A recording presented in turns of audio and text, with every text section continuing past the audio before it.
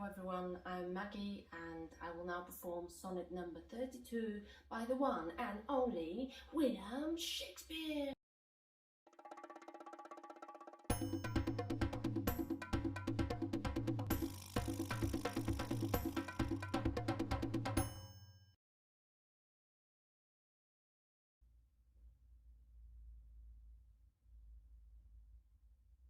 If thou survive my well-contented day, when that chill death my bones with dust shall cover, and shalt my fortune once more resurvey these poor rude lines of thy deceased lover, compare them with the bettering of the time, and though they be outstripped by every pen, reserve them for my love, not for their rhyme, exceeded by the height of happier men.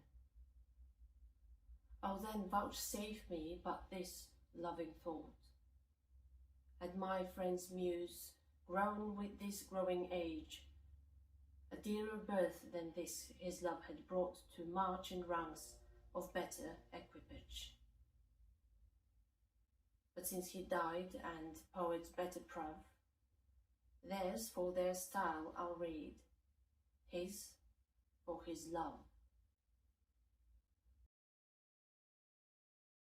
So in Sonnet 32, we have this whole idea, contemplation that the poet has of how the fair youth will be remembering him after his death, and what his works will do for this. So in the first quatrain we have the statement, when death takes the poet away, and the fair youth reads yet again his lines, his sonnets, presumably his works. He urges the fair youth to compare them to those of the poets of that time, and he does use sort of self-irony in a way to say that he knows that his lines will not be as good as those of those contemporary writers of the time.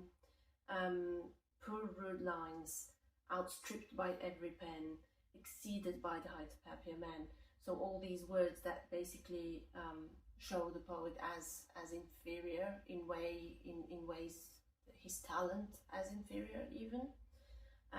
Yet the core of the motivation behind these sonnets that he writes and his works is love, and that's what he urges the fair youth to look for rather than judge them by their style. And then even he goes on to say in the third quatrain that perhaps this core motivation that the fair youth will see in the works and value that will make him think, hopefully, that if the poet was alive, he would be among the top ranks of poets, the greatest poets. He would be producing that same good work with the age that he lives in.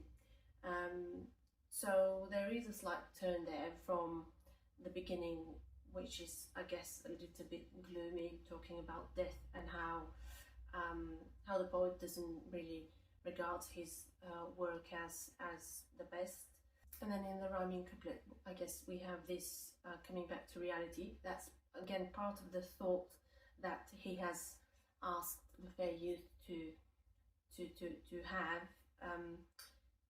but it is bringing us back to reality and bringing the fair youth back to reality from this imagination of a time where the poet was still alive and